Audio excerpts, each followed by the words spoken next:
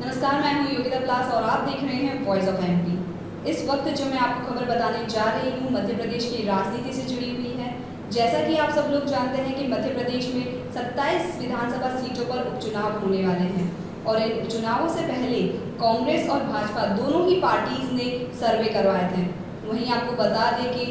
Bhajpa party द्वारा कराए गए सर्वे के बाद भाजपा को एक बड़ा झटका लगा है, जिसने भाजपा के नेताओं की नींदें उड़ा कर रख दी हैं। जी हाँ, आपको बता दें कि सर्वे के आधार पर 27 में से 21 सीटों पर भाजपा की हार की आशंका जताई जा रही है। महाराज गद्दार है का नारा और ज्योतिरादित्य सिंधिया के समर्थकों का स्थानीय नेताओं पर नाराजगी भाजपा पर भारी पड़ रही है और इसी मुद्दे को लेकर अधिक जानकारी प्राप्त करने के लिए हम बात करना चाहेंगे वॉइस ऑफ एमपी के एडिटर नवीन पाटीदार जी से, जो कि हमारे साथ इस वक्त वॉइस ऑफ एमपी के न्यूज़ रूम में मौजूद है। नमस्कार नवीन जी। तो भाजपा पार्टी ने किस तरह का जो सर्वे है वो कराया है उपचुनावों से पहले? जी योगिता, मैं आपको बता दूं कि जिस तरह के हालात हमें मध्य प्रदेश की सियासत में देखने को मिल रहे हैं, क्योंकि लगातार भारतीय जनता पार्टी के खिलाफ,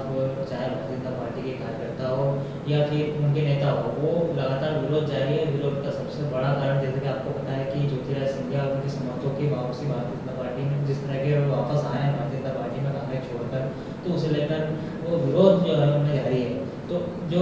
रणनीतिकारों और जो भारतीय जनता पार्टी ने जो सर्वे कराया है, उसमें तकरीबन 27 में से 21 सीटें जो है भारतीय जनता पार्टी हार रही है। वो इस सर्वे रिपोर्ट में ये उनके बीच खुलासा हुआ है, जिसके बाद भारतीय जनता पार्टी में एक मायूसी है, क्योंकि एक सर्वे पहले भी भारतीय जनता पार्टी ने कराया था और अब जो ये सर्वे कराया है, इससे लगातार भारतीय जनता पार्टी में मतलब कि मायूसी है। साथ में सर्वे की सबसे बड़ी बात यह निकल के आई है कि जो सर्वे भारतीय जनता पार्टी ने कराया है, उस सर्वे में ज्योतिरादित्य सिंधिया को इस सर्वे में रखा गया है कि जिस तरह की लहर 2018 में ज्योतिरादित्य सिंधिया के लिए जो देखने को मिली थी, जिस तरह की लहर थी, तो वो लहर इस बार बरकरार है कि नहीं है उपचुनाव को लेकर। तो वो इस पूरे घटनाक्रम को लेकर भारतीय जनता पार्टी ने एक सर्वे कराया था, लेकिन इस सर्वे में ऐसा आया है कि जो लहर 2018 में ज्योतिरादित्य सिंधिया के लिए थी, वैसी लहर इस उपचुनाव में नहीं है। तो कुल मिला के ये है कि सर्वे जो है भारतीय जनता पार्टी को बड़े चौंका देने वाला सर्वे है, क्योंकि इस सर्वे में तकरीबन 21 सीटें भारतीय जनता पार्टी हार रही है। नवीन जी, दूसरा सवाल ये, जैसा भी आपने बताया है कि पहले भी भारतीय जनता पार्टी ने एक सर्वे कराया था, जिसके बाद अब फिर से उन्होंने जो सर्वे करवाया उसमें भी 21 सीटों पर खतरा बताया जा रहा है। तो किस तरह का खतरे का सामना भारतीय जनता पार्टी को करना पड़ सकता है? जी योगिता, आपने सही कहा कि एक सर्वे पहले ही भारतीय जनता पार्टी ने करवाया था और उस सर्वे में तकरीबन 19 सीटों पर भारतीय जनता पार्टी हार का सामना करने के लिए तैयार थी। लेकिन अब जो सर्वे आया है वो बड़े चौंका देने वाला सर्वे आया है। तकरीबन 27 में से 21 सीटों पर हारना यानी भारतीय जनता पार्टी के लिए बड़ी बात है। जिस तरह के आरोप कांग्रेस से लगाए जा रही है कि भारतीय जनता पार्टी ने खरीद फरोख्त करके हमारे नेताओं को उस पार्टी में शामिल किया है और इसका नतीजा जनता देगी। तो ऐसे में ये सर्वे, जनता का सर्वे, जो सर्वे गोपनीय सर्वे करवाया पार्टी ने, तो इस सर्वे में हार भारतीय जनता पार्टी को तकरीबन 21 सीटों को मिल रही है। पहले यही सर्वे करवाया था, उसमें तकरीबन 16 सीटों पर भारतीय जनता पार्टी को 19 सीटों पर हार का सामना करना पड़ रहा था, लेकिन अब 21 सीटों पर सर्वे के भारतीय जनता पार्टी की नींद उड़ी हुई है। तो कुल मिला के ये है कि इस सर्वे की वजह से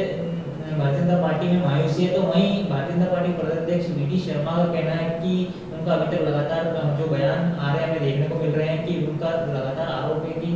भारतीय कांग्रेस के सारे जिस तरह के आरोप भारतीय जनता पार्टी पे लगाए जा रहे हैं सब झूठे हैं, लेकिन हम तकरीबन 27 सीटों पे ही हम चुनाव जीत रहे हैं। नवीन जी, एक और बात अभी सुनने में आ रहा है कि इस सर्वे के हिसाब से मालवा निमाड़ के भी जो हालात है वो काफ़ी खराब है, तो उसके बारे में क्या कहना चाहिए? जी बिल्कुल दिव्या, योगिता आपने बताया कि मालवा निमाड़ में तकरीबन 7 सीटों पर चुनाव होना है और ऐसे में यहाँ पर भी ऐसे हालात देखे जा रहे हैं, क्योंकि भारतीय जनता पार्टी की नाराजगी जो छोटे से कार्यकर्ता और वहाँ के नेताओं जिनकी राजनीति खत्म होती दिख रही है, तो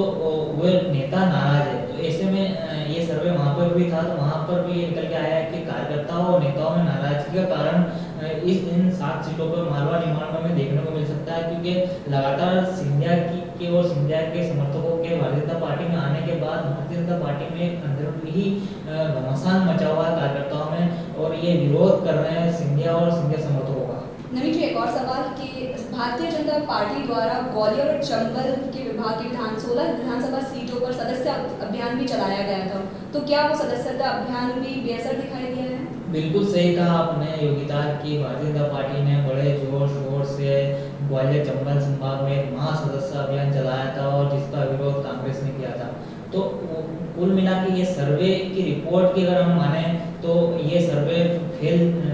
भारतीय जनता पार्टी का जो सदस्य अभियान था इस सर्वे के आधार पर वो अभियान फेल दिखता है, क्योंकि जिस तरह का भारतीय जनता पार्टी ने कहा था कि तकरीबन ग्वालियर चंबल संभाग से 70,000 कार्यकर्ता भारतीय जनता पार्टी में कांग्रेस के शामिल हुए हैं, लेकिन सदस्य जिन्होंने लिए वे वो लोग हैं जो महल के भरोसे और महल की कृपा पर अपनी राजनीति मानते हैं। यानी कि ज्योतिरादित्य सिंधिया को लगातार हमला किया जा रहा है, जिस तरह की उन्होंने बात कही थी और जिस तरह की भारतीय जनता पार्टी ने कहा था कि 70,000 कार्यकर्ता शामिल हुए, तो ऐसे में ये सर्वे जोड़ के देखा जाए तो भारतीय जनता पार्टी के लिए बड़ी नुकसान हो जाएगा। कांग्रेस छोड़कर बीजेपी में आए ज्योतिरादित्य सिंधिया का भाजपा पार्टी के कार्यकर्ताओं द्वारा भी काफी विरोध किया जा रहा है, तो क्या ये सही है? हाँ बिल्कुल, आपने सही कहा है कि क्योंकि इसमें सबसे बड़ी बात है योगिता, मैं आपको बता दूं कि सर्वे की बात अगर हम एक तरफ रख दें और जिस तरह ज्योतिरादित्य सिंधिया और उनकी समर्थक भारतीय जनता पार्टी में आया था, वाजिब बात है कि जो वहाँ से सालों से जो इन सीटों पर जो राजनीति कर रहे हैं भारतीय जनता पार्टी के नेता और कार्यकर्ता, उनकी राजनीति वहाँ खत्म होती दिख रही है। तो ऐसे में सिंधिया का विरोध तो मतदाताओं में है ही है, लेकिन भारतीय जनता पार्टी के नेताओं और कार्यकर्ताओं में खासकर विरोध देखा जा रहा है क्योंकि उनकी राजनीति खत्म होते दिख रही है यहाँ पर। तो कुल मिला के ये माना जाए कि भारतीय जनता पार्टी में सिंधिया के आने के बाद जो 2018 में लहर थी वो लहर इसलिए नहीं दिख रही क्योंकि यहाँ पर भारतीय जनता पार्टी के कार्यकर्ता नाराज है। वो जिस तरह का एक आरोप भारतीय जनता पार्टी पर लगा है और खासकर सिंधिया पर लगा है कि भारतीय जनता पार्टी ने सिंधिया और उनको एक बड़ा लेन देन हुआ है, एक सौदेबाजी हुई है, उसके बाद कांग्रेस छोड़ के भारतीय जनता पार्टी में शामिल सिंधिया और सिंधिया समर्थक हुए हैं। तो उस विरोध जो है वे मतदाताओं में भी उसका आक्रोश देखा जा रहा है। मतदाता भी इस चीज़ से नाराज है कि किस तरह से राजनीति में खरीद फरोख्त हुई है और उनका वोट का गलत उपयोग किया गया। वही नवीन जी, एक जो नारा है वो महाराज गद्दार है, ये नारा भी कहीं ना कहीं भारतीय जनता पार्टी के लिए एक मुसीबत बनकर नजर आ रहा है, तो इस बारे में क्या कहना है? जी बिल्कुल योगिता, आपने सही कहा है कि एक नारा जो है कांग्रेस द्वारा निकाला गया है कि महाराज गद्दार है, ये इसलिए निकाला गया है कि क्योंकि जिस तरह की खरोच फरोख्त और जिस तरह का खेल भारतीय जनता पार्टी ने खेला है और कांग्रेस के नेताओं को भारतीय जनता पार्टी में शामिल किया है, ये आरोप कांग्रेस का है और जनता खुद इस नारे को मानती है कि जिस तरह के लेन देन होकर भारतीय जनता पार्टी में शामिल हुए हैं ये एक जनता के वोट के साथ धोखा है। तो ये नारा इस चुनाव में अहम रोल अपना अदा करेगा और इस नारे की वजह से कई सीटों पर भारतीय जनता पार्टी को भारी नुकसान हो सकता है, क्योंकि लगातार भारतीय जनता पार्टी पर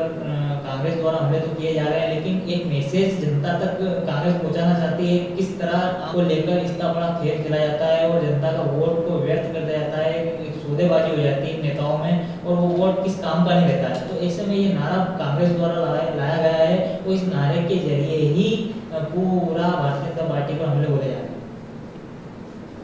तो ये थे हमारे साथ वॉइस ऑफ एमपी के एडिटर नवीन पाटीदार जी, जिन्होंने हमें बताया है कि सर्वे के बाद भाजपा की नींद क्यों उड़ी है, किस तरह का खतरा जो है वो उनको 21 विधानसभा सीटों पर है और किस तरह का ये नारा है महाराज गद्दार है वो किस तरह से मुसीबत बना है भारतीय जनता पार्टी के लिए। तो ये था हमारा अब तक का अपडेट। अन्य अपडेट्स के लिए हमारे साथ बने रहे वॉइस ऑफ एमपी पर। अगर आपने अभी तक हमारे ऐप को डाउनलोड नहीं करा है तो हमारे ऐप को डाउनलोड करें, हमारे यूट्यूब चैनल को सब्सक्राइब करें, साथ ही बेल आइकन दबाना ना भूलें।